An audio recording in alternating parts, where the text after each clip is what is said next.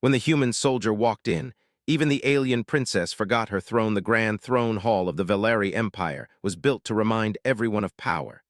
Its ceiling stretched high like a dark sky made of metal and crystal. Tall pillars lined the hall, each carved with symbols of past victories. The floor shone like a calm black lake, reflecting the lights above and the figures standing upon it. Every sound echoed, even a single step. This was a place where kings lowered their eyes and conquerors bowed their heads. Princess Zelara sat on her living crystal throne at the far end of the hall. The throne moved softly beneath her, shaped to her form, glowing faintly with royal energy. She had seen countless delegations come and go, fearful traitors, angry rivals, defeated enemies. None of them were memorable anymore. Power had made everything predictable. Everyone who entered this hall knew their place. Zelara felt bored. The council session was nearly over. Reports were being read in slow, careful voices. Border disputes, resource shortages, minor rebellions on distant moons. The princess listened without really hearing. Her mind wandered as she rested her chin against one elegant hand. Even the mighty Valeri Empire, ruler of hundreds of systems, had begun to feel dull. Then the doors opened. They did not burst open. There was no dramatic sound, no announcement, just a low mechanical hum as the massive doors slowly parted. Several guards turned their heads, annoyed at the interruption. Zelara barely looked up at first. A human walked in. He was alone. That was the first strange thing. No chains, no energy cuffs, no guards pushing him forward. He walked at his own pace, boots striking the floor in steady rhythm. Each step echoed clearly through the hall. The council chamber grew quiet. Zelara lifted her head fully now. Her eyes narrowed slightly as she studied him. Humans were not unknown to the Valeri, but they were rare in the capital. They were considered weak compared to most spacefaring species. Short-lived, soft-skinned, emotional, useful as labor or low-ranking soldiers in allied forces, but nothing more. Yet something about this human felt wrong. He wore a simple dark uniform marked with light scratches and faded symbols. It was clearly military, but old. There were no weapons on him, no visible armor.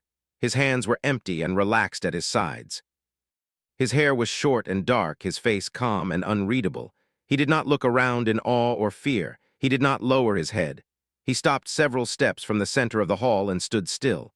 The silence stretched. One of the council members shifted uncomfortably. Another tapped clawed fingers against the arm of his seat. This was not how prisoners behaved. This was not how guests behaved either. Princess Zelara felt something she had not felt in a long time: curiosity. "Who is this?" she asked, her voice calm but sharp. It carried easily through the hall. A tall Valeri general stepped forward. His armor gleamed and his 4 eyes watched the human closely. "Princess, this is a human soldier from the border conflict. He was brought here as part of the surrender talks." "Surrender?" Zelara repeated, her gaze still fixed on the human. The soldier met her eyes without hesitation, not with challenge, not with disrespect, simply with steady focus. "Yes," the general continued. "His unit was destroyed during the final engagement." He was the only survivor. A few quiet sounds moved through the hall, pity perhaps, or satisfaction. Zelara studied the human more closely now. If he had lost everyone, he did not show it. His breathing was slow, his shoulders were straight. He looked like someone who had already faced the worst and lived through it. "Human," Zelara said, "step forward." The human obeyed, 3 steps, precise, controlled. He stopped exactly where he was told. "Kneel," the general ordered. The human did not move. A sharp tension snapped through the room. Guards tightened their grips on their weapons. Several council members leaned back, sensing trouble. Princess Zelara raised one hand slightly. "Why do you not kneel?" she asked. The human did not rush his answer. "Because I was not ordered by my command to kneel," he said calmly. His voice was steady, neither loud nor quiet. "And because I mean no disrespect." The general hissed softly. "You stand before royalty." "I know," the human replied, "and yet you refuse." "I stand," the human said, "because standing is what I am trained to do." Zelara felt a strange pull in her chest. His words were simple. His tone carried no anger, no fear. He was not trying to impress anyone. He was simply stating a fact. "What is your name?" she asked. "Captain Aaron Hale," he answered. "United Earth Defense Forces." Several council members reacted to the title. Captain, not a low rank. "And you came here alone?" Zelara asked. "I was told to walk in alone," Hale said. "So I did." The princess leaned forward slightly, resting both hands on the arms of her throne. "Your people lost the battle," she said. "Your ship was destroyed, your soldiers are dead. Why are you so calm?" For the first time, something passed through the human's eyes, not fear. Not sadness, something deeper. "Because the battle is over," Hale said, "and because panic would not bring them back." The hall remained silent. The answer was not what anyone expected. One council member clicked his mandibles. "Humans are known for emotional outbursts, rage. Grief," Hale nodded once. "Yes, we feel those things." "Then where is yours?" another demanded. Hale looked around the hall slowly, taking in the towering pillars, the armed guards, the alien faces filled with curiosity and doubt. Then his gaze returned to the princess. "I carry it," he said simply. "I just don't let it control me." Princess Zelara straightened. Something about that answer struck her deeply. The Velari believed emotions were weaknesses to be hidden or removed, yet here was a human who accepted them and still stood firm. "You were brought here as part of surrender talks," Zelara said. "Do you speak for your people?" "I speak only for myself," Hale replied, "but what I say comes from how humans live." "And how is that?" she asked. Hale paused, not long but long enough that the entire hall waited. "We do not surrender our people," he said. "We surrender positions, ships, ground, but not who we are." The words echoed. The general scoffed. "Brave words from a defeated soldier." Hale turned his head slightly toward the general. "Defeat and destruction are not the same thing," he said. "You destroyed my unit. You did not destroy my duty." Zelara felt her fingers tighten against the throne. She had heard endless speeches about honor and loyalty from her own kind, but they always felt empty. This did not. "Captain Hale," she said slowly, "do you understand where you stand?" "Yes," he answered, "in your throne hall." "And you feel no fear?" Hale considered the question honestly. "Fear exists," he said, "but it does not decide my actions." That answer sent a ripple through the council. Fear was the foundation of the Velari Empire. Fear kept systems obedient. Fear kept rivals silent. Princess Zelara rose from her throne. Gasps moved through the hall. She rarely stood during council sessions. The throne dimmed slightly as she stepped forward, descending the shallow steps toward the human. Up close, she could see small details, the scars on his hands, the tiredness around his eyes. This was not a young soldier. This was someone who had survived long enough to understand cost. "You lost your unit," she said softly now for him alone. "Yes," Hale replied, "and yet you stand before the empire that destroyed them." "Yes." "Why?" she asked. Hale met her gaze. "Because if I do not stand," he said, "then their sacrifice means nothing." For a long moment, neither of them spoke. Princess Zelara realized she was no longer thinking about power or politics or even war. She was thinking about a single human who walked into the most powerful hall in the galaxy and refused to bow, not out of pride, but out of purpose. Behind her, the throne waited. She forgot it was there. And somewhere deep within the Velari Empire, something old and unshakable began to shift. The silence after Captain Hale's words felt heavier than any threat. The Grand Throne Hall, once filled with quiet confidence and routine authority, now seemed uncertain of itself. Princess Zelara remained standing in front of the human, her thoughts moving faster than her expression allowed. Around them, the council watched closely, unsure whether they were witnessing courage or the beginning of an insult that demanded punishment. At last, Zelara turned away from Hale and faced the council. "This session will continue," she said calmly. "Captain Hale will remain." Several council members exchanged looks. One of them, a sharp-featured Velari elder known for strict loyalty to tradition, leaned forward. "Princess, he is a defeated enemy soldier.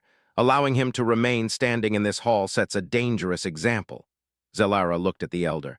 "So does destroying an entire unit and still failing to break the last one standing." A ripple of discomfort moved through the chamber. The elder leaned back, displeased but silent. Zelara gestured with one hand. "Captain Hale, you will answer the council's questions." Hale nodded once. He did not move otherwise.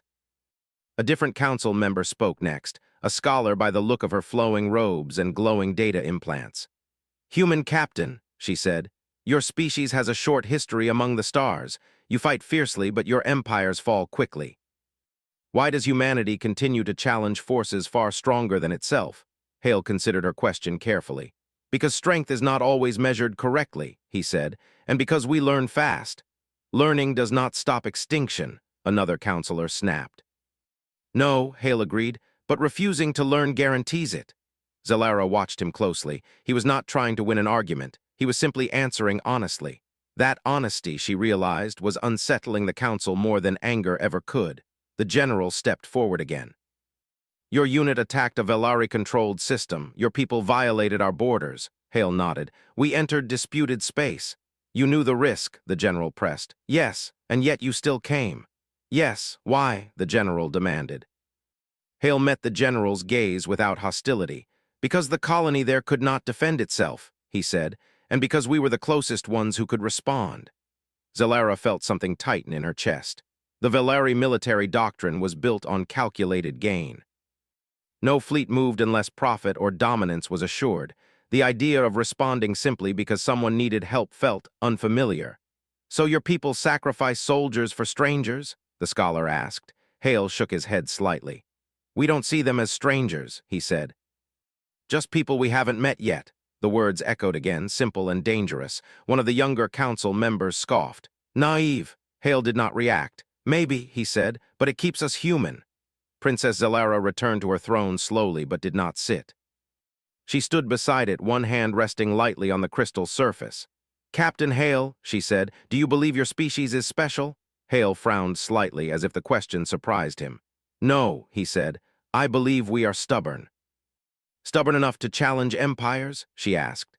Stubborn enough to stand back up, Hale replied. The council murmured among themselves. This was not the arrogance they expected. There was no claim of superiority, no boast of destiny, just persistence. Zalara felt her boredom from earlier fade completely, replaced by something sharper and more alive. You said earlier that humans do not surrender who they are, she said. Explain. Hale took a slow breath. A position can be lost, a battle can be lost. Even a war can be lost, he said. But what keeps us going is the idea that who we are, our choices, our values, are not something an enemy can take unless we give them away. And what are those values? Zalara asked. Hale did not answer immediately. His eyes lowered briefly, as if he were remembering something far away. When he spoke again, his voice was steady but quieter. We protect those who cannot protect themselves, he said. We stand with our people, and when everything else is gone, we stand anyway. For a moment no one spoke. Then a council member with armored plates along his neck leaned forward. Your unit stood, he said, and they died. Yes, Hale replied. So what did their standing achieve? The counselor asked. Hale lifted his eyes. Time, he said. Enough time for the colony ships to escape. That changed everything. The hall erupted into noise. Council members spoke over one another. Some shouted in anger. Others whispered urgently. The general's eyes widened slightly, though he quickly hid it. Zalara raised her hand, and the noise died down. Is this true? She asked the general. The general hesitated. Our reports indicated civilian vessels fled the system, he said carefully. Because of his unit, Zalara said. Yes, the general admitted. Zalara looked back at Hale. You knew you would not survive, she said. Yes, Hale replied. And you went anyway? Yes. Why? She asked again, though her voice was softer now. Hale did not answer right away. He looked around the hall at the towering symbols of power, at the beings who ruled entire systems. Because if we didn't, he said, no one else would. Princess Zalara felt a strange heat behind her eyes. She had been trained from birth to value empire above individuals, survival above sacrifice. Yet here stood proof that another way existed, and that it worked. The elder counselor broke the silence sharply. Princess, this changes nothing. One soldier's bravery does not make humanity equal to the Velari Empire. Zalara turned to him slowly. No, she agreed, it does not. She faced Hale again. Captain Hale, do you consider yourself a hero? Hale blinked, clearly caught off guard. No, he said. I consider myself lucky. Lucky, she asked. To have served with people who didn't run, he said. The general laughed once, harsh and dismissive. And where are those people now? Hale's jaw tightened for the first time. His voice remained calm, but something beneath it hardened. They're gone, he said, but what they did still matters. The general opened his mouth to respond, but Zalara spoke first. That is enough, she said. The general stiffened and stepped back. Zalara descended the steps again, stopping a few paces from Hale. Captain, she said, your presence has caused discussion. I noticed, Hale replied. Despite herself, Zalara almost smiled. You are not what we expected, she said. Neither is your empire, Hale answered honestly. A few gasps followed that remark, but Zelara did not react with anger. Instead, she studied him with renewed interest. "You stand in a hall built on fear," she said. "Yet you do not fear it." "I respect it," Hale said. "But fear isn't the same thing. And if we chose to execute you here?" she asked. Hale did not hesitate. "Then I would die standing," he said, "and my people would remember." The words were not a threat. They were a statement of fact. Princess Zelara realized something important then. Killing him would gain her nothing. Letting him live, however, might change everything. She turned back to the council. "This session is adjourned," she said. The council erupted again, but Zelara did not wait for approval. She walked away from the throne entirely, signaling guards to stand down. "Captain Hale," she said over her shoulder, "you will be escorted to guest quarters." The general stared at her. "Princess?" "I said escorted," Zelara repeated.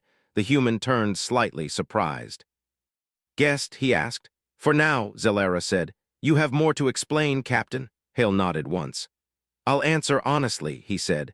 As guards moved to escort him, not as a prisoner but not quite as a guest either, Princess Zelara watched him go. The throne behind her pulsed softly, waiting for her return. She did not sit. For the first time in her life, the power of the Valeri Empire felt smaller than the quiet strength of a single human who refused to bow. And deep within the palace, unseen and unmeasured, the idea of humanity began to take root. The days following Captain Hale's unusual appearance in the Grand Throne Hall were quiet, unnervingly so.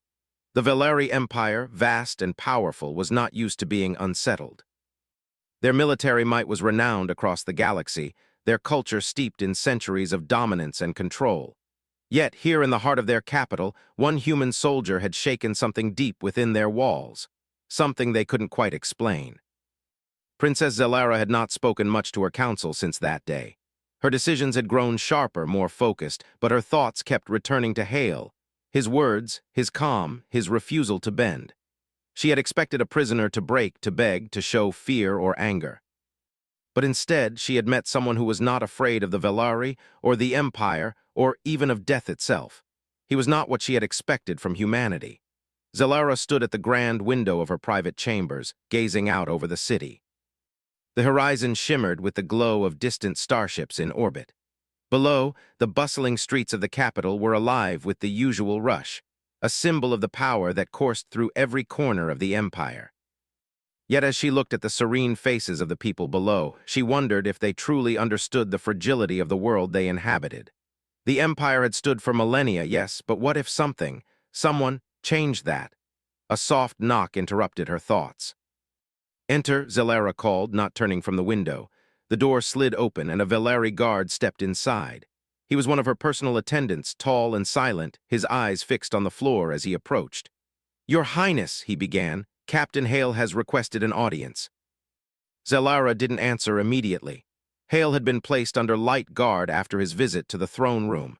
He was treated more as a guest than a prisoner, though the difference was only a technicality.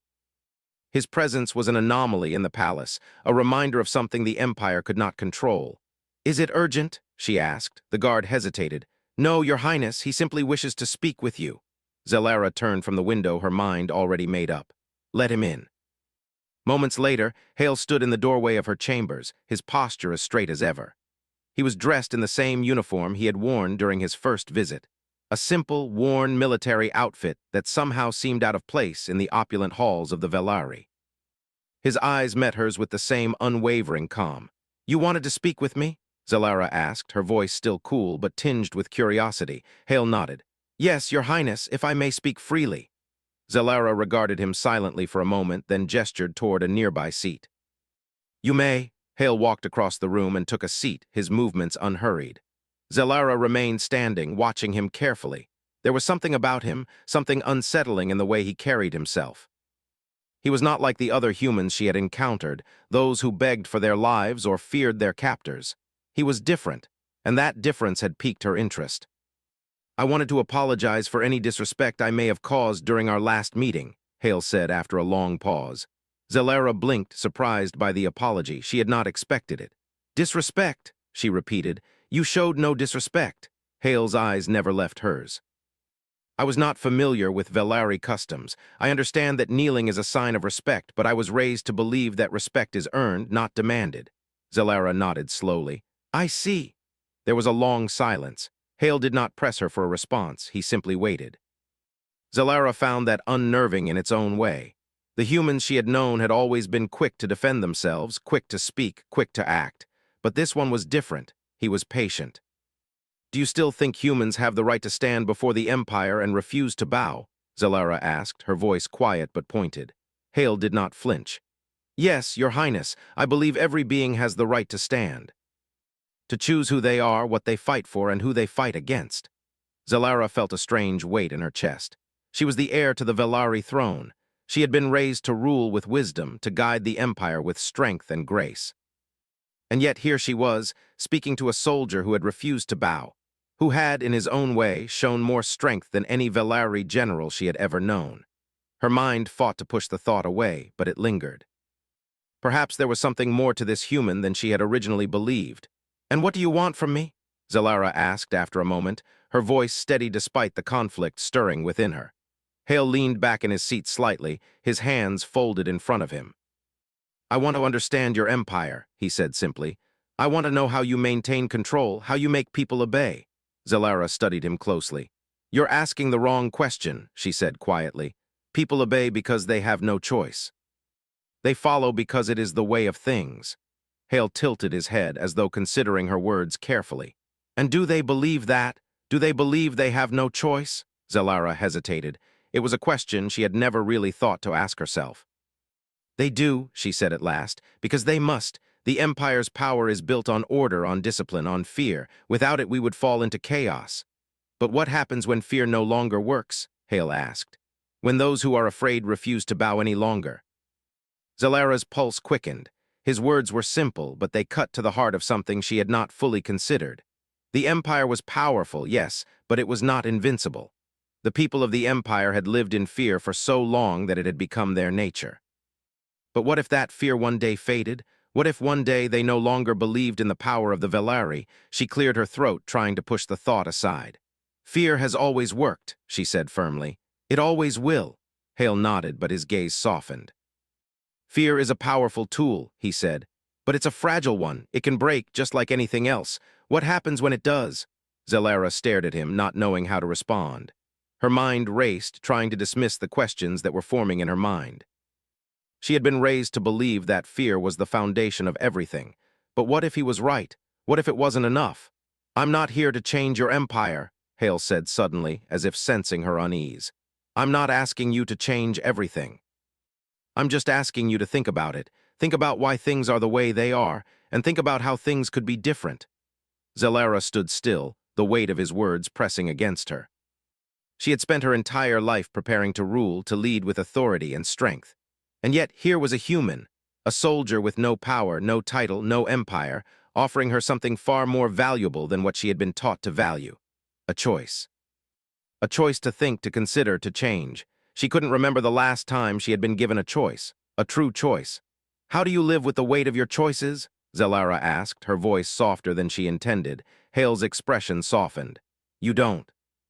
You just make them and hope you've done the right thing.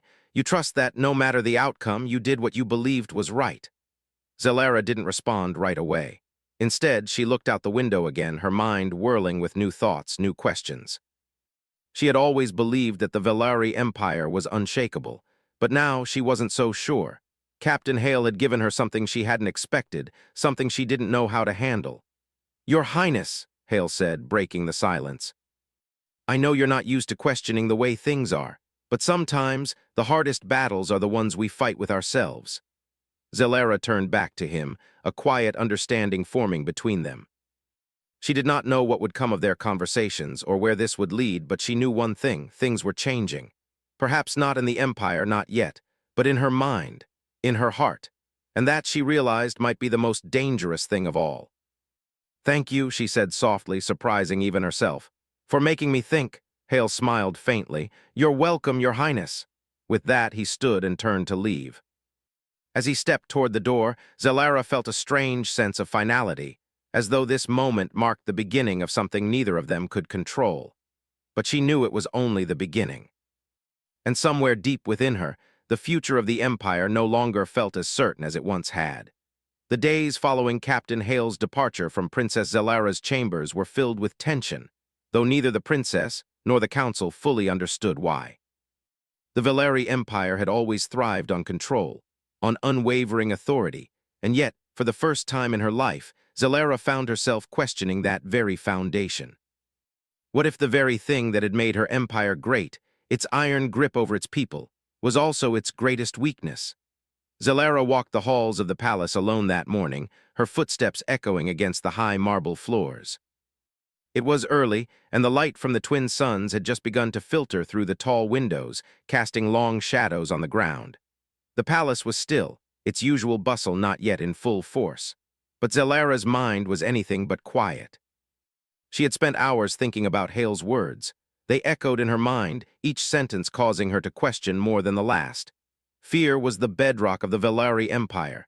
It had kept the people in line for centuries. But Hale had suggested that fear could break, that it could be overcome, that people could choose to stand instead of kneel. And that idea, it haunted her. What if he was right? What if the Valeri Empire had ruled for so long not because it was strong, but because its subjects had never truly known they had a choice? Her thoughts were interrupted by the sound of the palace doors opening ahead. She glanced up to see her personal guard, a tall Valeri warrior named Crannies, standing at attention. Behind him, a group of soldiers entered, followed by Hale. As always, he was unarmed, unaccompanied by any formal escort. Zelara's heart gave an unexpected flutter as he approached, and she quickly pushed the feeling aside. This was not the time for distractions. "Captain," she said, her voice steady, but not as cold as it had been before. "You've come for your meeting, I presume." Hale nodded, his expression unreadable as ever. "Yes, Your Highness, I have come to answer your questions, and perhaps to ask a few of my own." "Then speak," she said, gesturing toward the small council table in the center of the room. "I will listen." Hale moved to sit, but before he did, he hesitated. He looked around the room, his gaze falling on the various paintings of Valeri victories and the towering statues of their ancient ancestors. It was as if he was taking it all in, every symbol of their might, their history. He sat then without waiting for any further invitation, his eyes meeting hers once more. "Do you believe," he began, his voice calm but cutting through the silence like a blade, "that the people you rule are truly loyal to you, Princess? Or are they loyal only to the empire itself, to the fear it instills?" Zelara's breath caught in her chest. The question was unexpected, and it stung more than she cared to admit. "What do you mean?" she asked, trying to sound composed. "You claim to rule with strength," Hale continued. "But how much of that strength is real? How much of it is just fear dressed up as obedience? You've been taught that your empire commands respect, but what if the respect is an illusion? What if your people are only afraid of what happens when they disobey?" Zelara clenched her fists, but she did not look away. "Fear has worked for us for millennia," she said, her voice colder now. "It has built this empire. It has kept us safe from enemies. It has kept us in power." "Yes," Hale agreed. "Fear does work, but for how long? When will the people stop fearing and start questioning?" Zelara stood up from her chair, her heart pounding in her chest. "I do not have to answer to you, human. You may have had a place in our court for a time, but that does not mean you understand the workings of the Valeri Empire." "I never said I understood," Hale replied quietly, "but I do see something. I see a people who are taught to be afraid, taught to obey, but who have never been asked what they truly want. I see a ruler who is taught to control, but who has never been shown the power of choice." Zelara's gaze softened, but only for a moment. She quickly masked her emotions. "You speak of things you cannot possibly understand." "I understand more than you think," Hale said, standing up. "You were raised in the lap of power, surrounded by luxury and strength, but that strength was given to you by others. You did not earn it, you inherited it, and that makes you vulnerable." Zelara's eyes flashed, her royal composure cracking for the first time. "I earned it," she snapped. "I have fought for this empire, I have bled for it." Hale's eyes softened. "No, Princess.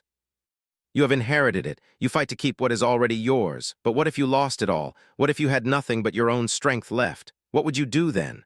Zelara took a deep breath, trying to regain control of her emotions. "I would fight. I would rebuild it." Hale shook his head. "You don't understand. It's not about fighting. It's about how you fight. Fear won't protect you forever. You need something more than that." Zelara turned away from him, walking to the window again. Her thoughts were a swirling storm. She had always believed that fear was the foundation of her empire.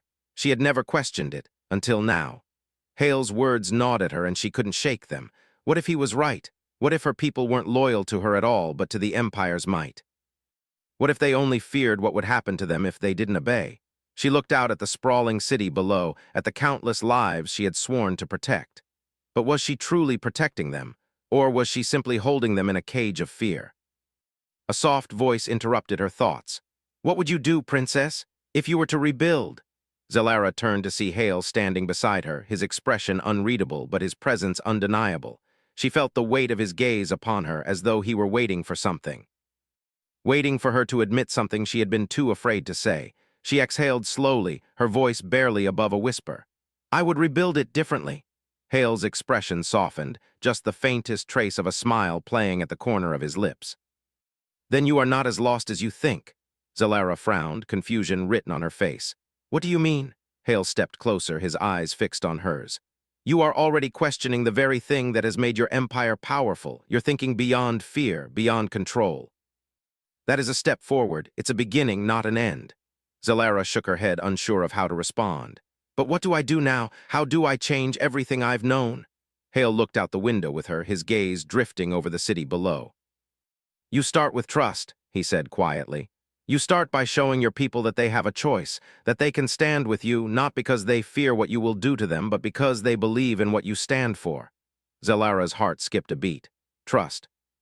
That word, so foreign to her, seemed like a fleeting dream. Could she really let go of fear? Could she build an empire on trust instead of control? "You want me to give them power," she said, her voice shaking slightly. "I want you to give them a voice," Hale corrected gently. "And by doing that, you will find a strength you never knew you had. A strength that will not rely on fear, but on the belief that your people want to follow you." Zalara felt a chill run down her spine. The thought of letting go of control, of giving her people the power to make their own choices, terrified her. What if it all unraveled? What if the empire fell apart? But then she remembered Hale's words. "You've never been asked what you truly want." He had asked her that, hadn't he? And now, in this moment, she realized that she had never asked herself that question. She had never considered what she truly wanted, what kind of ruler she wanted to be.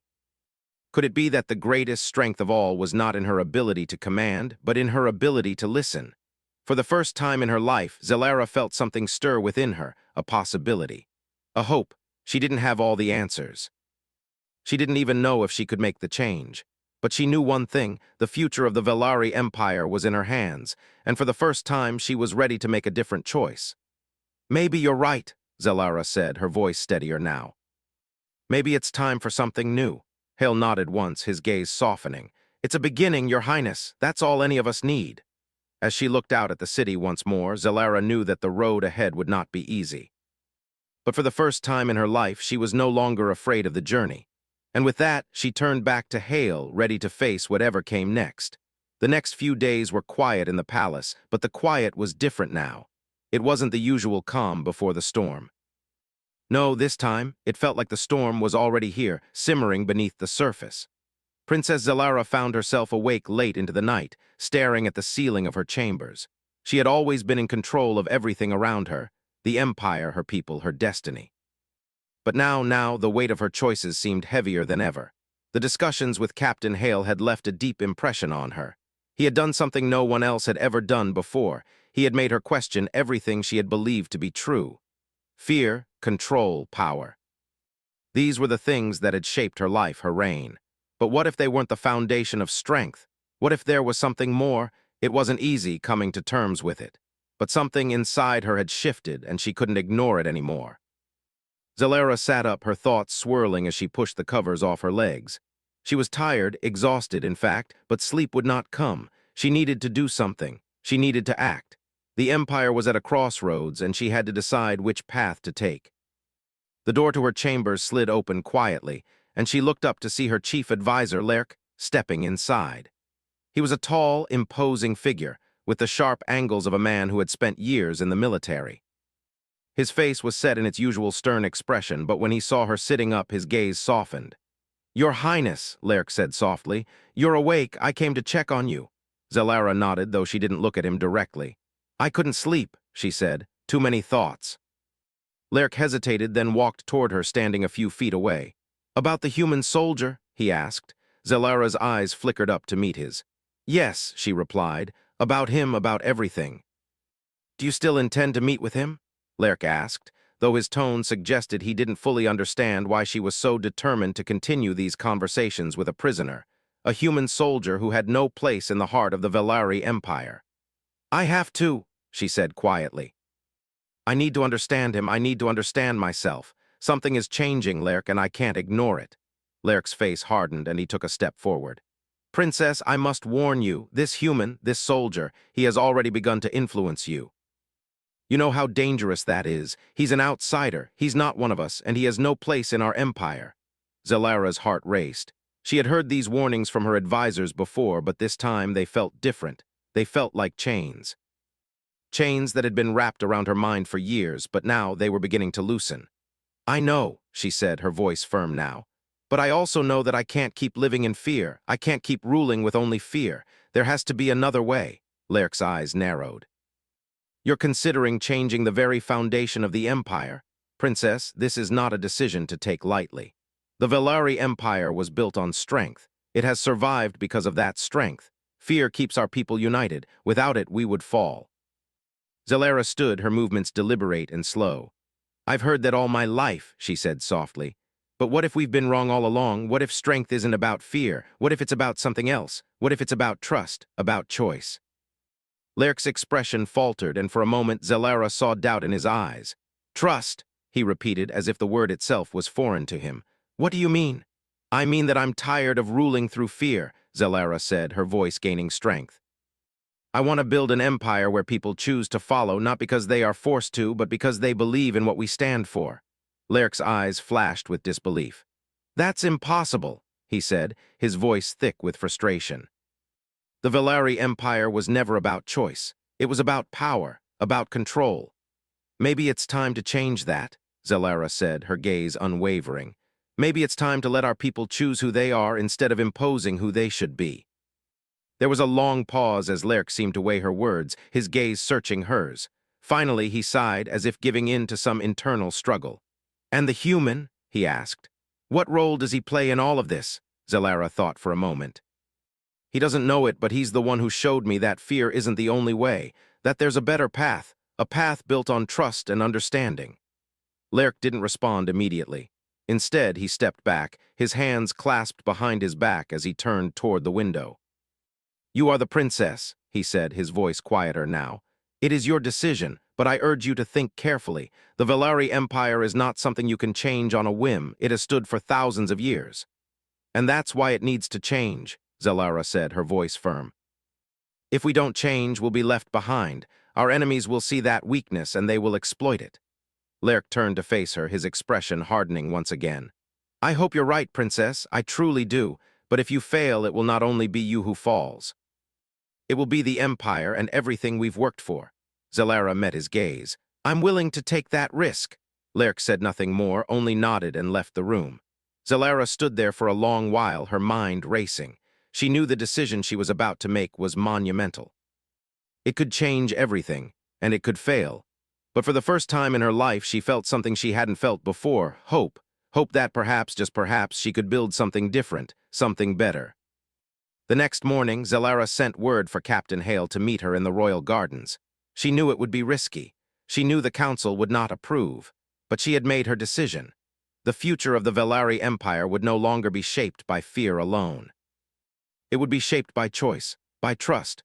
When Hale arrived, he was as calm and collected as ever, his eyes meeting hers with the same quiet intensity. He didn't need to speak first.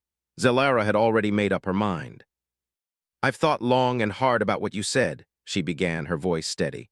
"And I've come to a conclusion. The way we've been ruling, it's not enough. Fear alone will not sustain us. I want to build something better, something stronger. But I need your help."